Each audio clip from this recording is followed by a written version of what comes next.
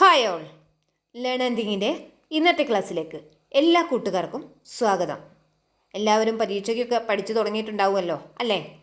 ഇന്ന് നമ്മൾ പഠിക്കുന്നത് പട്ടം പറപ്പിക്കട്ടെ എന്ന കവിതയുടെ ആസ്വാദനം തയ്യാറാക്കാനാണ്. കുഞ്ഞിരാമൻ നായരുടെ പട്ടം പറപ്പിക്കട്ടെ എന്ന കവിത മാനവചിന്തയുടെ ദുഷിച്ച വശങ്ങളിൽ നിന്ന് കളങ്കമില്ലാത്ത ബാല്യം പറന്നുയർന്ന് നിൽക്കട്ടെ എന്ന് പറയുന്നു.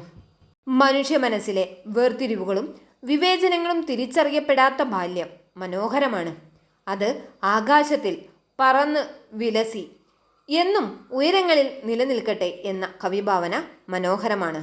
മുകളിൽ നിന്ന് താഴേക്ക് നോക്കുന്ന ആകാശം വെളുത്ത താടി വെച്ചതുപോലെ എന്ന കവികൽപ്പന അച്ഛൻ്റെ സശ്രദ്ധമായ നോട്ടം പോലെ അമ്മയായ ഭൂമിക്ക് സംരക്ഷണം നൽകുന്നു എന്ന് പറയാതെ പറയുന്നു. മനുഷ്യരാൽ വഴക്കു നടത്തുന്ന ഭൂമിയെ മുകളിലേക്ക് മേഘം വിളിക്കുന്നുണ്ട്. താടി വെച്ച അച്ഛനെ പോലെ നിൽക്കുന്ന ആകാശത്തിൻ്റെയും തൻ്റെ പ്രിയപ്പെട്ട മകന് അനുഗ്രഹം നൽകിയ അമ്മയായ ഭൂമിക്കുമിടയിൽ പാറിച്ചു നടക്കുന്ന കൊച്ചുകുട്ടിയായും പട്ടത്തെ നമുക്ക് കാണാവുന്നതാണ്. കളങ്കമില്ലാത്ത ചിന്ത എന്നും നിലനിൽക്കട്ടെ എന്ന് കവി ആശംസിക്കുന്നത് ഭൂമിയിലെ മനുഷ്യരുടെ പരിപാവനമല്ലാത്ത ചിന്തകളിൽ മനസ്സും മടുത്തിട്ടാവാം.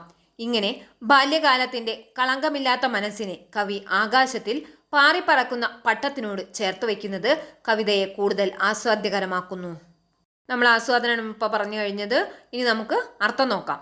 പാരിടം എന്ന പദത്തിൻ്റെ അർത്ഥം ഭൂമി അല്ലെങ്കിൽ ലോകം എന്നാണ്. വാനിൽ എന്ന പദത്തിൻ്റെ അർത്ഥം ആകാശത്തിൽ എന്നാണ്. ചേതോഹരം എന്ന പദത്തിന് മനോഹരം എന്നാണ് അർത്ഥം. മാനവൻ എന്ന പദത്തിൻ്റെ അർത്ഥം മനുഷ്യൻ എന്നാണ്. പാവനം എന്ന് പറഞ്ഞു കഴിഞ്ഞാൽ പവിത്രം അല്ലെങ്കിൽ കളങ്കമില്ലാത്ത എന്ന്. ഓതി എന്നാൽ പറഞ്ഞു. നഭസ് മേഘം, ആശിസ് അനുഗ്രഹം. അടുത്തത് പര്യായ പദങ്ങളാണ്. ആദ്യത്തേത് സൂര്യൻ, സൂര്യൻ്റേത് ആദിത്യൻ അരുണൻ. ലോകം ജഗത്ത് ഭുവനം വിശ്വം. മനുഷ്യൻ മാനവൻ മനുഷ്യൻ. ആകാശം അംബരം ഗഗനം നഭസ്. അമ്പിളി ചന്ദ്രൻ തിങ്കൾ. ഇനി അടുത്തത് വിപരീതമാണ്. ഉദയത്തിൻ്റെ വിപരീതം അസ്തമയം. പ്രത്യക്ഷത്തിൻ്റേത് അപ്രത്യക്ഷം. ഉയർച്ചയുടേത് താഴ്ച. ഓക്കെ, ഈ ക്ലാസ് എല്ലാവർക്കും മനസ്സിലായിട്ടുണ്ടാവും എന്ന് കരുതുന്നു.